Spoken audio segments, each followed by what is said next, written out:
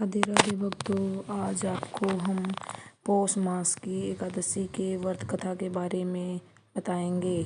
महाराज युधिष्ठिर ने भगवान से पूछा, आपने सफला एकादशी का महत्व बताकर बड़ी कृपा की थी। अब कृपा करके यह बताइए, पौष शुक्ल एकादशी का क्या नाम है, इसकी विधि क्या और उसमें कौन से देवी देवता का पूजन किया जाता है।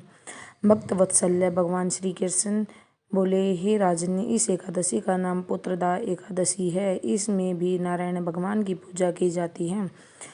इस चर और अचर संसार में पुत्रदा एकादशी के व्रत के समान दूसरा कोई व्रत नहीं है।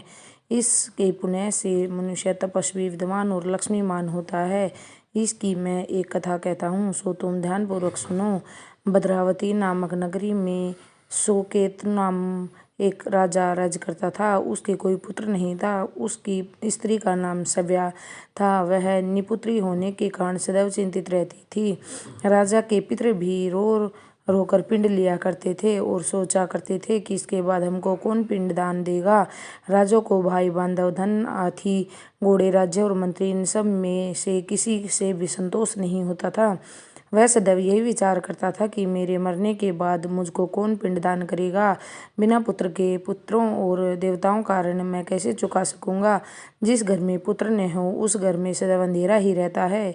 इसलिए पुत्र उत्पत्ति के लिए प्रयत्न करना चाहिए। जिस मनुष्य ने पुत्र का मुख देखा है वह धन्य है। उसको इस लोक में यश और परलोक में शांति मिलती है, अर्थात उनके दोनों के लोग सुधर जाते हैं।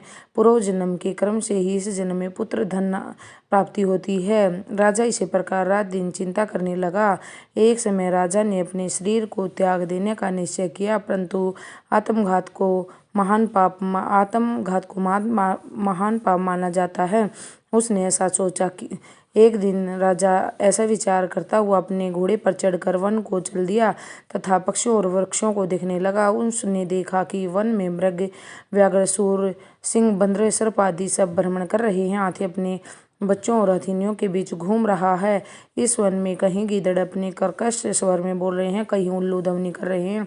वन के दृश्यों को देखकर राजा को सोच विचार करने लगा कि इस प्रकार आधा दिन बीत गया। वह सोचने लगा कि मैंने कई यज्ञ किए, ब्राह्मणों को स्वादिष्ट भोजन से तर्पण किया, फिर भी मुझको दुख प्राप्त हुआ। क्यों? राजा प्यास के मारे अत्यंत दुखी हो गया और पानी की तलाश में इधर उधर फिरने लगा।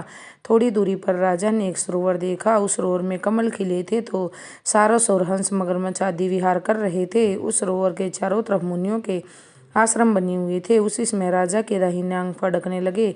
राजा शुभ अशुभ शगुन समझकर घोड़े से उतरकर मुनियों को दंडवत प्रणाम करके बैठ गया।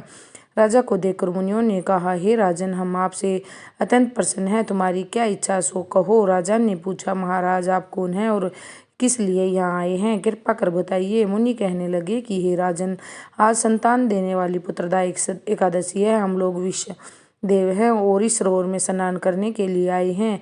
यह सुनकर राजा कहने लगा कि महाराज, मेरे कोई संतान नहीं है। यदि आप मुझे पर प्रसन्न हैं तो मुझे एक पुत्र का वरदान दीजिए। मनु बोले, हे राजन, आज पुत्रा एकादशी है, आप अवश्य ही इसका व्रत करें। भगवान की कृपा से अवश्य ही आपके घर पुत्र प्राप्त होगा। मुनि के वचनों को सुनकर राजा ने उसी दिन एकादशी का व्रत किया और द्वादशी को उसका पारण किया। इसके पश्चात मुनियों को प्रणाम करके महल में वापस आ गया। कुछ समय बीतने के बाद रानी ने गर्भ धारण किया और 9 महीने पश्चात उसके पुत्र हुआ। वह राजकुमार अत्यंत